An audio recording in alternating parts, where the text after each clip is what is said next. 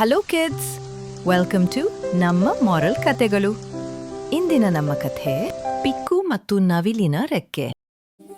ಒಂದು ದಿನ ಮುಂಜಾನೆ ಚಿಕ್ಕ ಕೋಗಿಲೆ ಪಿಕ್ಕು ಕಾಡಿನಲ್ಲಿ ಆಟ ಆಡುತ್ತಿತ್ತು. ಅದಕ್ಕೆ ನೆಲದಲ್ಲಿ ಬಿದ್ದಿದ್ದ ಒಂದು ನೀಲಿ ಬಣ್ಣದ ಸುಂದರವಾದ ರೆಕ್ಕೆ ಕಂಡಿತು. ಎಷ್ಟು ಚೆನ್ನಾಗಿದೆ, ಇದನ್ನು ನಾನು ಇಟ್ಟುಕೊಳ್ಳಬೇಕು ಎಂದು ಪಿಕ್ಕು ಯೋಚಿಸಿತು. ಇನ್ನೊಂದು ಕಡೆ ಒಂದು ನವಿಲು ದುಃಖದಿಂದ ಅಳುತ್ತಿತ್ತು. ಅದು ನನ್ನ ಸುಂದರವಾದ ರೆಕ್ಕೆ ಕಾಣೆಯಾಗಿದೆ ಎಂದು ಬೇಸರಪಟ್ಟಿತು. ಅದನ್ನು ನೋಡಿ ಪಿಕ್ಕು ತನ್ನ ಕೈಯಲ್ಲಿದ್ದ ರೆಕ್ಕೆಯೇ ಅದರ ರೆಕ್ಕೆ ಎಂದು ಅರಿತುಕೊಂಡಿತು. ನವಿಲಿನ ಹತ್ತಿರ ಬಂದು, ಇದು ನಿಮ್ಮದು ಎಂದು ಪಿಕ್ಕು ನವಿಲಿಗೆ ರೆಕ್ಕೆಯನ್ನು ಕೊಟ್ಟಿತು.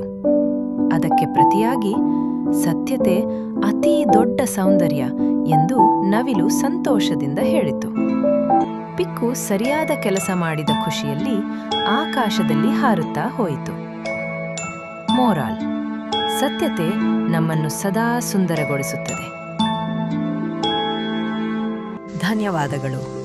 ವಿಡಿಯೋ ಇಷ್ಟವಾದರೆ ಲೈಕ್ ಮಾಡಿ, ಹೊಸ ಹೊಸ ಕತೆಗಳಿಗಾಗಿ ಚಾನೆಲ್ನು ಸಬ್ಸ್ಕ್ರೈಬ್ ಮಾಡಿ.